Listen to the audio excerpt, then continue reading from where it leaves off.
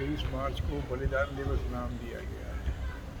तो इसलिए कि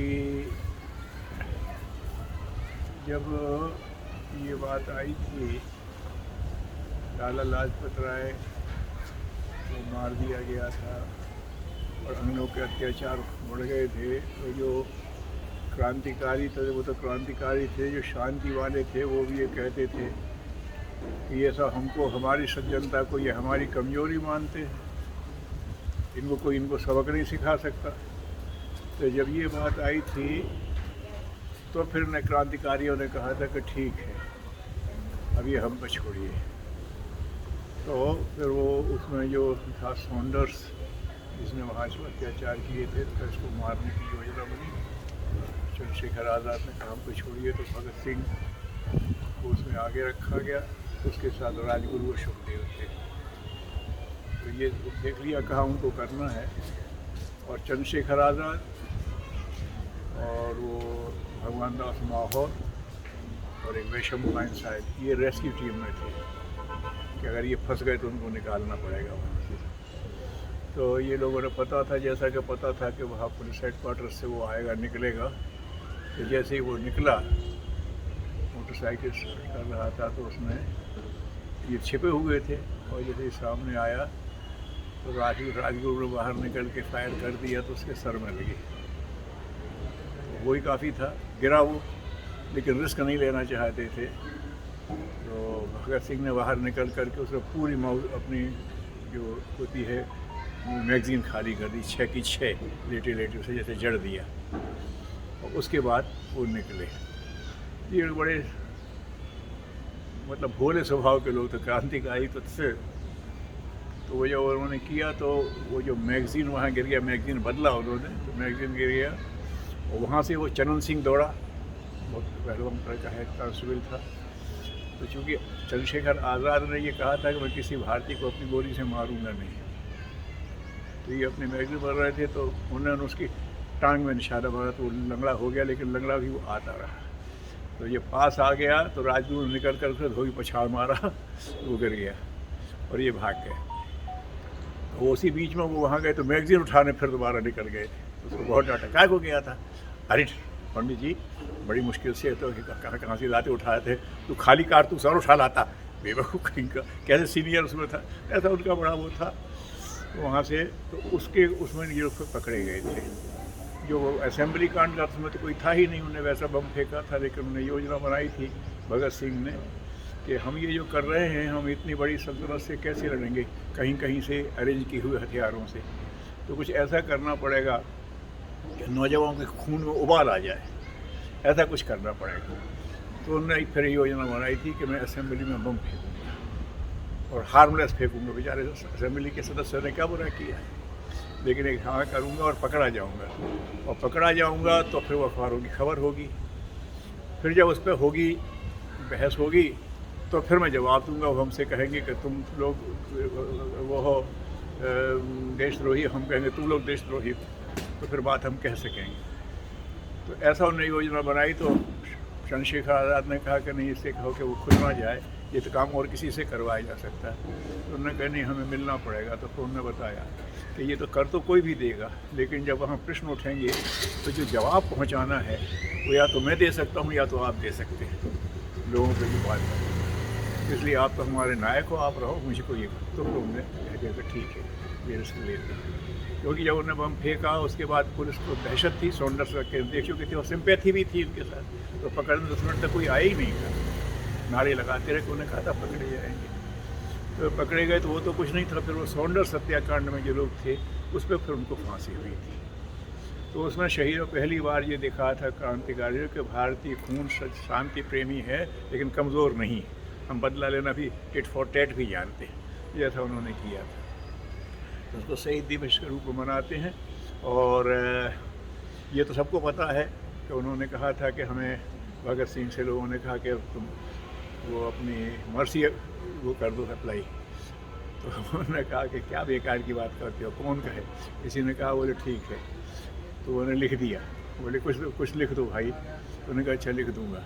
तो उन्होंने मर्सी की अपील लिखी थी कि आपने हमें पकड़ लिया, लेकिन हम कोई चोर डाकू नहीं है जो हमें इस तरह से रखते हैं। हम क्रांतिकारी हैं। हमें चोरों की तरफ फांसी क्यों दे रहे हो? चौराहे पे खड़े होकर गोली मारो ना। ये उन्होंने मर्सी अपील की थी। ऐसे बुलंद ख्याल के आदमी थे बोलो। और ये राजगुरु जो थे बड़े भोले थे और हर मामले में भगत सिंह से वो कर सकता है, मैं क्यों नहीं कर सकता? उनसे कहते पंडित जी से कि पंडित जी उसी को विश्वास करते, मैं भी कर सकता हूँ। तो इसमें उन्हें बहुत ज़्यादा वो रहता था करने का।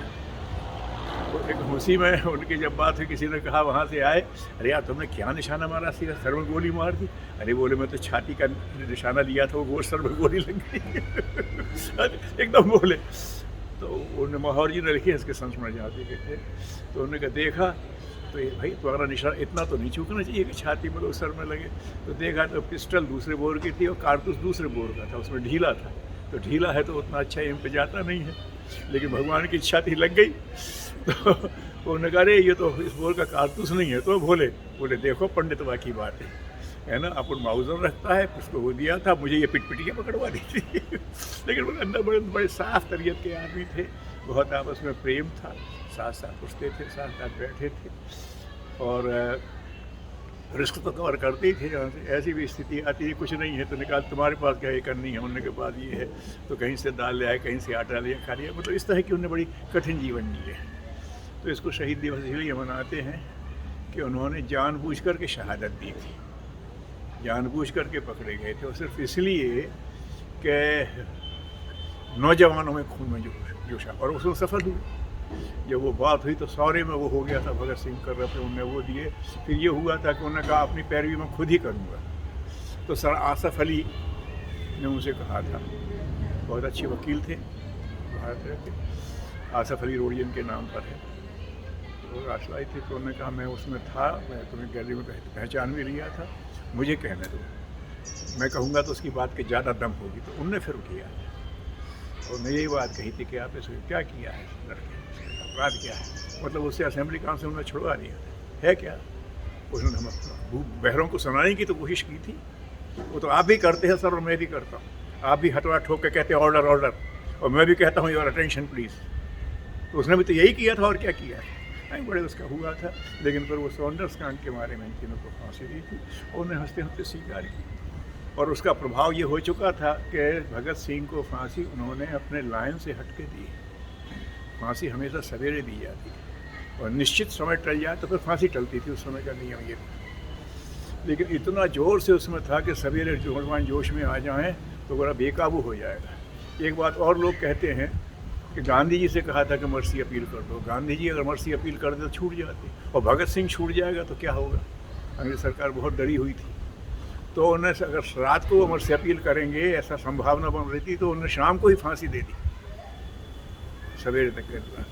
तो ये था कि वो जो चाहते थे वो हो गया और पूरे देश में हल्ला मच गया और लोग आए फिर उनका पार्टी शरीर लिए। तो ऐसा है कि ये लोग उन्हें है कि हम जानते हैं हम कैसे क्या करेंगे, लेकिन लोगों में उबाल, खून में उबाल आ गया। उसके बाद जन आंदोलन बन गया क्रांतिकारी। सत्याग्रही तो आंदोलन था, क्रांतिकारी आंदोलन नहीं था। तो इन्हें अपनी शहादत इसीलिए थी कि नौजवानों के खून में जोश पैदा करना, इसकी भी ज़रूरत है। ये लोग ताकत के बगैर मानने वाले नहीं हैं।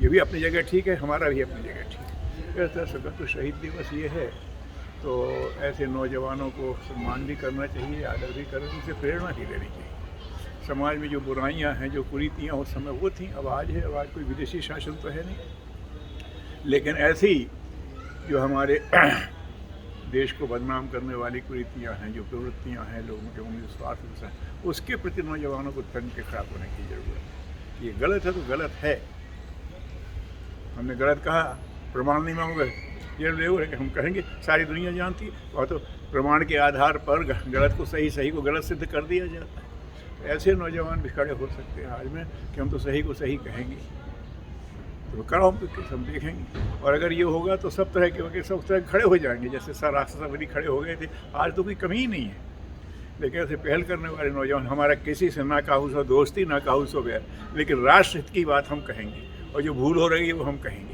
हमारी गलती है तो हम ठीक करेंगे, नहीं तुम अपनी गलती ठीक करो।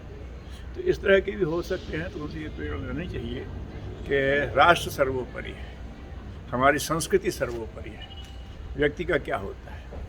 तो जो कहते हैं कि ये तो होता ही रहेगा, हम उन्हें राम प्रसाद बिस्मिल ने और अशफाकुल्लाह ने कहा कि राष्ट्र तो रहेगा, हम रहे ना रहे, उससे क्या फ़र्क। ए भगत सिंह ने कहा यह आंदोलन तो चलता रहेगा, हम रहे ना रहे, उससे क्या बात है। तो व्यक्ति हिचा जाएगा तो ये तो क्या है, खिलाड़ी बदलते रहते हैं, खेल होता रहता है, टीम नई बनी रहती है। तो ऐसे जो हमारे हैं सांस्कृतिक हिम्मत और राष्ट्र के हित में कुछ कुर्बानी देने की हिम्मत, कुर्बानी जान देने से ही मतलब नहीं है, प्रतिष्ठा भी दाव पे लगाने से है, सुविधाओं को भी दाव लगा सकते हैं, लगाएंगे, जो कुछ होगा तो करेंगे, इसमें क्या दिक्कत है। ऐसे उसकी प्रेरणा लेना चाहिए। शहीद दिवस है, अब वो शहीद की वो बलिदानी तो नहीं है, लेकिन कुर्बानियों की कई लेवल पर ज़रूरत है लोगों को, जो अपनी सुविधाओं को कुर्बान करें, प्रतिष्ठा का दाव लगा करके, लेकिन राष्ट्र के हित में, समाज के हित में, मनुष्यता के हित में कुछ करना योग्य साहसिक कार्य दिखाएं। ऐसी प्रेरणा इन लोगों से लेनी चाहिए। ओम शांति।